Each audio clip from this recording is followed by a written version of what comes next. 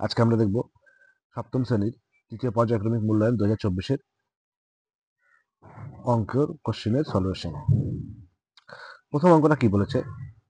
121 minus root over 81। সেই অঙ্কটি আমরা কিভাবে করব? 121-কে কি লেখা যায়? 11 গুণন 11 মাইনাস 81-কে কিভাবে লেখা যায়? 9 গুণন 9। এবার দেখো, রুটের মধ্যে সেম দুটো সংখ্যা গুণ আকারে থাকলে তার মধ্যে একটি বেরিয়ে আসে। এখানে কি করব? 11, এখান থেকে কি আসবে? 9। এই দুটো বিয়োগ করলে কত হবে? 2। এটাই হবে উত্তর।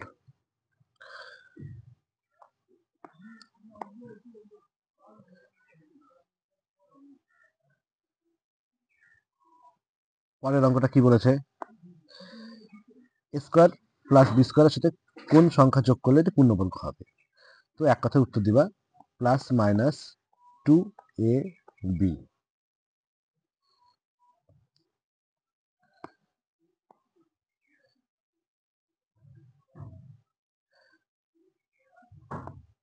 সি নম্বরটা দেখো কি বলেছে?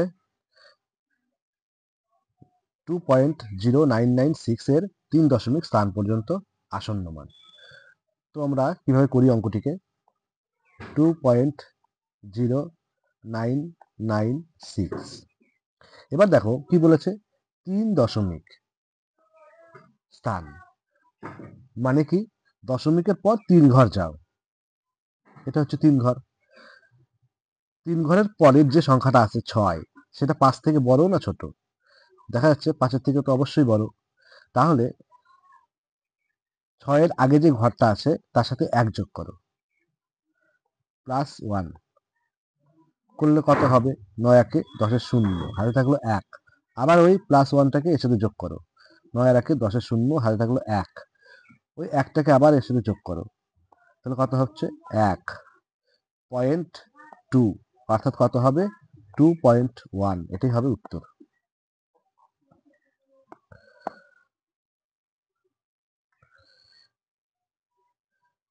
একটি সুষম ষড়ভুজের ঘূর্ণন প্রতিসম কোণ কত?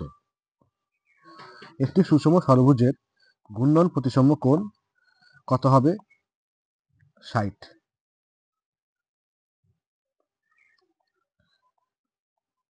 ডিগ্রি।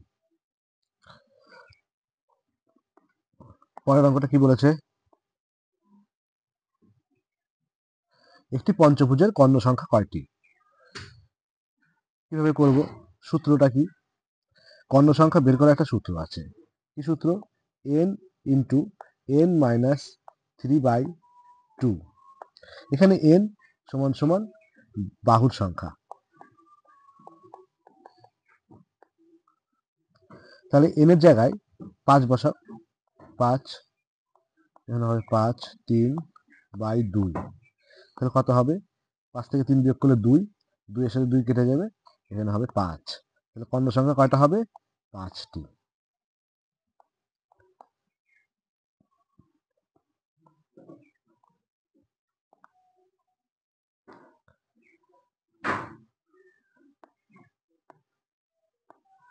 এখানে দেখো x0, y0 এবং z' এর মান কত?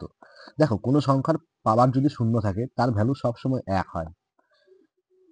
x y z কি আকারে আছে? গুণ আকারে, গুণন দাও। y এর পাওয়ার 0, এখানেও 1 হবে, এখানে z' থাকবে। তাহলে 1 এর সাথে যাই গুণ করা হোক সেই সংখ্যাটি হয়, তাহলে উত্তরটা কি হবে? z'।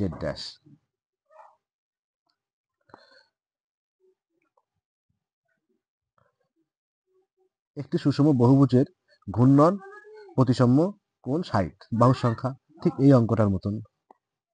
কত হবে? 6 হবে, 6টি।